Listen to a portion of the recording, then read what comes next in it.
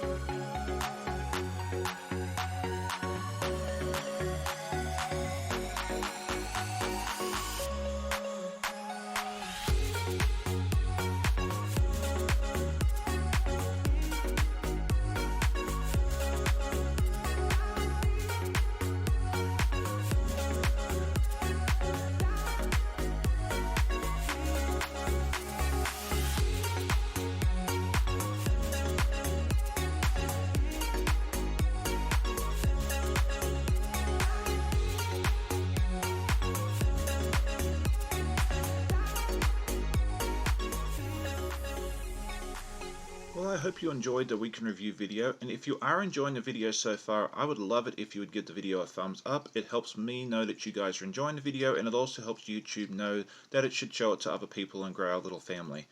So I'm very excited now to show you my finished object.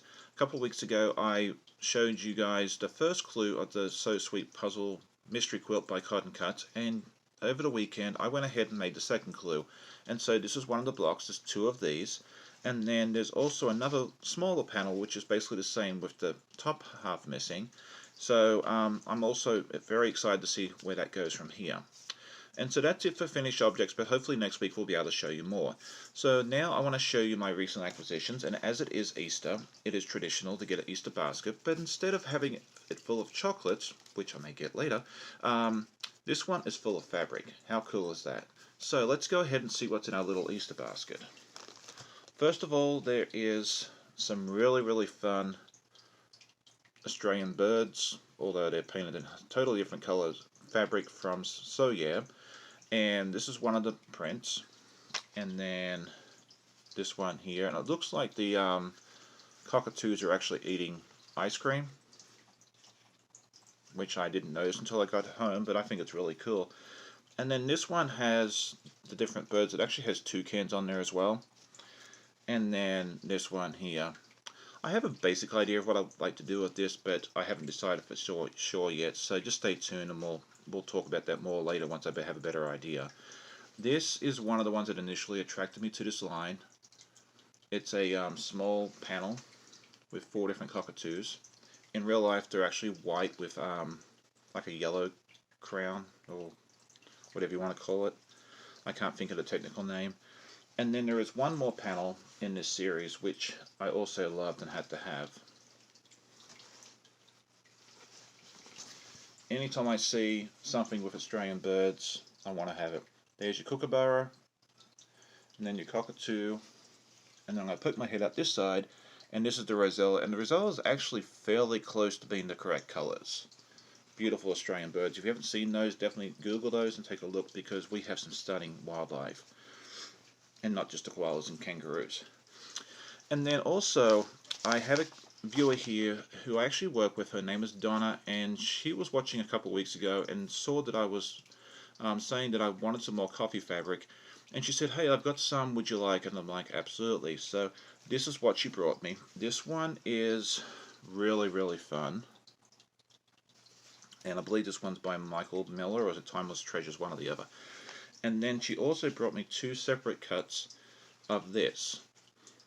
And so I've got a project in mind for this. I just haven't had a chance to make it yet because of A, time, and B, I haven't had enough fabric to do it. So now we can actually get that done. So in the future you'll be able to see that as well.